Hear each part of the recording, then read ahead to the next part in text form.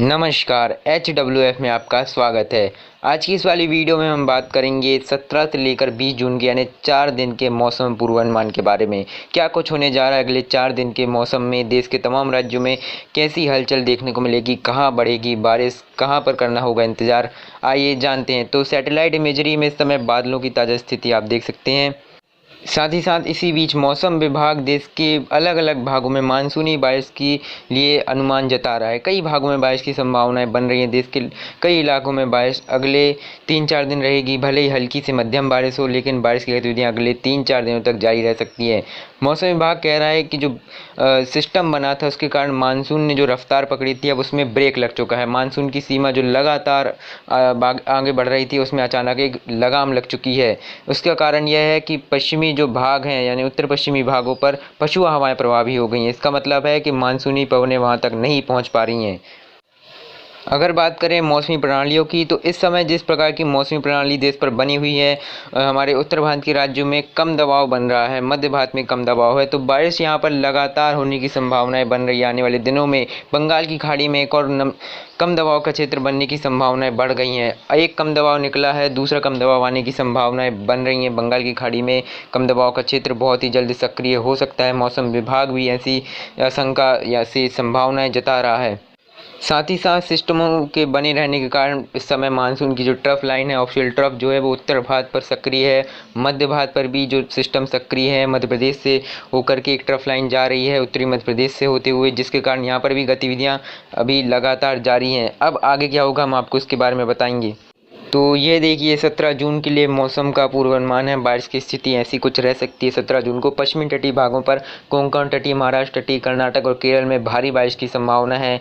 और कर्नाटक, आंतरिक महाराष्ट्र, मध्य महाराष्ट्र, मराठवाड़ा में भी हल्की से मध्यम बारिश कई स्थानों पर होगी। विदर्भ में भी कई स्थानों पर हल्की से मध्यम बारिश का अनुमान है। मध्य प्रदेश, छत्तीसगढ़ के कुछ इलाकों में भारी बारिश का अनुमान अगले 24 घंटों के लिए है। साथ ही साथ जो हमारे उत्तर भारत के राज्य हैं, जिसमें हमारे पंजाब, हरियाणा से लेकर राजस्थान के इलाके हैं, वहाँ पर भी बारिश की गतिविधियाँ देखने को मिल सकती है। राजस्थान में धूल भरी आंधी के साथ हल्की से मध्यम बारिश, मेघ गर्जना के साथ गतिविधियाँ अगले 24 घंटों में देखने को मिल सकती हैं। राजस्थान के कई भागों में गतिविधियाँ होने की संभावना है। पूर्वी राजस्थान सहित पश्चिमी उत्तर प्रदेश में भी गतिविधियाँ हल्की से मध्यम हो सकती हैं। और पहाड़ी राज्यों पर भी हिमाचल प्रदेश, उत्तराखंड में अच्छी बारिश का अनुमान अगले 24 घंटों के दौरान है।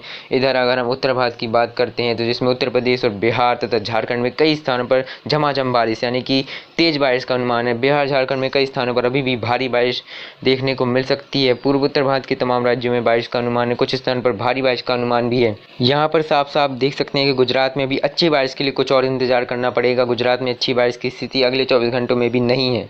इसके अलावा जब हम 18 जून की बात करते हैं, तो अभी भी देश के मध्य भारत, उत्तर पूर्वी भारत, उत्तर प्रदेश, पूर्वी उत्तर प्रदेश के कुछ इलाकों में, बिहार, झारखंड, पश्चिम बंगाल और उड़ीसा, उत्तरी छत्तीसगढ़, विदर्भ और मध्य प्रदेश के कुछ इलाकों में अभी भी व्यापक वर्षा देखने को मिल सकती है। कई स्थानों पर भारी झमाझम मूसलाधार वर्षा इन इलाकों में अभी भी हो सकती है। राजस्थान के साथ साथ जो गुजरात के भाग है वहाँ पर भी कुछ गतिविधियाँ देखने को मिल सकती हैं। पूर्वी और उत्तर पूर्वी भारत के अलावा पूर्व उत्तर भारत में भी झमाझम बारिश का अनुमान है। पश्चिमी तटीय भागों पर लगातार जोरदार बारिश जारी रह सकती है। इसके अलावा भी अलग अलग भागों में हल्की से मध्यम बारिश कई भागों में देखने को मिल सकती है अगले कह सकते हैं 48 घंटों यानी 18 जून तक। अब 19 जून को देखिए, ये गतिविधियां मध्य भारत और उत्तर पूर्वी भारत पर थोड़ी और बढ़ जाएंगी। मतलब कि गतिविधियां और इंटेंसिटी जो बारिश की होगी वो मध्य भारत पर मुख्य रूप से देखने को मिलेगी, जिसमें विदर्भ, मध्य प्रदेश के कई इलाके और जो छत्तीसगढ़ का बहुत बड़ा भाग है वो प्रभावित हो सकता है। कई इलाकों में भारी मूसलाधार बारिश 19 तारीख को हो सकती है। और उड़ीसा में भी अच्छी बारिश का अनुमान कई इलाकों पर है। उत्तर पूर्वी भारत में बिहार, झारखंड, पूर्वी उत्तर प्रदेश, तराई इलाकों में काफ़ी व्यापक वर्षा, नेपाल वगैरह में भी उसकी संभावना अगले 2 से 3 दिनों के लिए बन रही है। पूर्व उत्तर भारत के भी कई राज्यों में झमाझम बारिश होगी। पश्चिमी तटीय भारत पर अभी भी लगातार वर्षा की इंटेंसिटी लगातार अच्छी बनी हुई है। इसके अलावा जो बाकी इलाके हैं वहाँ पर थोड़ी सी कमी देखी जा रही है पिछले दिनों के मुकाबले, लेकिन गतिविधियाँ कई इलाकों में रुक रुक कर रह सकती हैं। तो ये गतिविधियां मध्य भारत पर क्यों बढ़ रही हैं वो हम आपको बताएंगे। जो कम दबाव का क्षेत्र इस समय है वो थोड़ा सा खिसकेगा, अंदर की तरफ आएगा। इससे हवाओं की गति भी कम हो जाएगी और हवाएं नमी वाली यहाँ पर बढ़ जाएंगी, नमी बढ़ जाएगी, दबाव कम हो जाएगा हवा का। इसलिए यहाँ पर मध्य भारत में गतिविधियाँ बढ़ने लगेंगी उस समय। इसके अलावा जब हम 20 तारीख की बात करते हैं, 20 जून की बात करते हैं, तो देखिए मध्य भारत में गतिविधियाँ और बढ़ गई हैं और यहाँ पर आप देख सकते हैं हवाएं किस तरह से घूम रही हैं। मतलब जो कम दबाव का क्षेत्र है यहाँ पर आ चुका है, छत्तीसगढ़ के आसपास बना हुआ है और इसके प्रभाव से क्या होगा, ट्रफ लाइन भी सक्रिय हो जाएगी, मानसून की ट्रफ भी सक्रिय हो जाएगी। तो जो मुख्य केंद्र रहेगा बारिश का वो मध्य भारत होगा। उत्तर प्रदेश में भी बारिश जारी रह सकती है, बिहार झारखंड में भी कई स्थान पर बारिश देखने को मिलेगी। पश्चिम बंगाल, उप हिमालय पश्चिम बंगाल, सिक्किम वगैरह में भी कई इलाकों में मूसलाधार बारिश की संभावना है। पूर्वोत्तर राज्यों में भी झमाझम बारिश अभी भी जारी रह सकती है। उड़ीसा, छत्तीसगढ़, मध्य प्रदेश और विदर्भ का इलाका सबसे ज़्यादा प्रभावित हो सकता है इस दौरान। और पश्चिमी तटीय भारत पर कोंकण, मुंबई, तटीय महाराष्ट्र, तटीय कर्नाटक में अभी भी बारिश जारी रहने की संभावनाएं बन रही हैं। तो इस हिसाब से कहा जा सकता है कि अब मध्य भारत में जो गतिविधियां हैं वो बढ़ने वाली हैं।